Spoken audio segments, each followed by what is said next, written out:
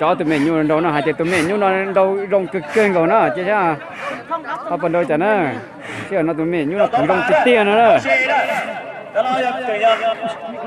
ôi dàn đâu xíu rồi xíu rồi ôi ôi cuối kia ôi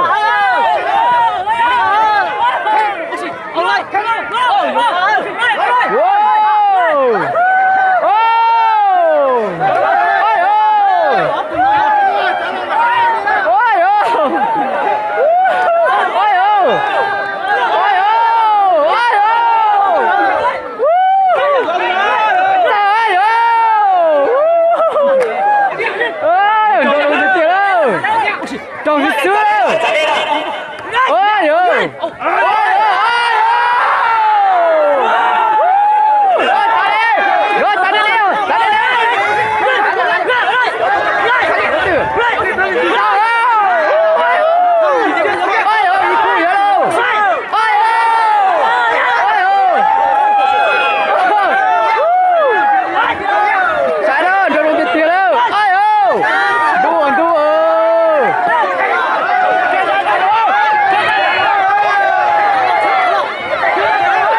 Cô nó giỏi này mẹ nó giỏi.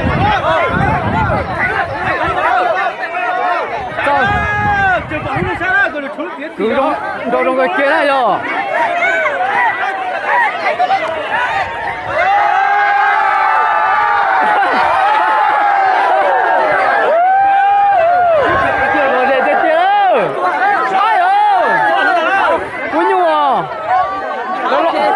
Tôi tổng trả đó thế thì tiền đó mẹ nhu nào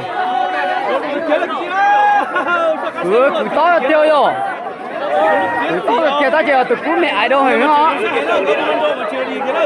làm gì tiền ôi ơi chờ rồi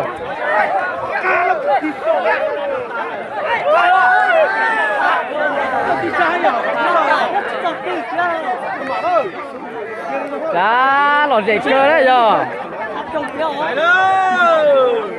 Đâu kia luôn. Đâu kia. Cái cuốn gì mà. Lại đây đây nè. Chưa. Ôi trời. Ôi trời.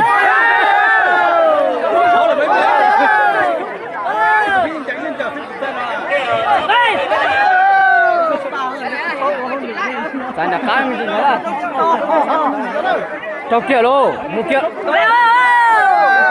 Cho xe này sáng sáng thì chỉ lại ô sáng cho tao tôi là nó mở ra cho phát đồ chưa cho kia luôn tên nó cho kia luôn chết rồi tôi tao chót đi hả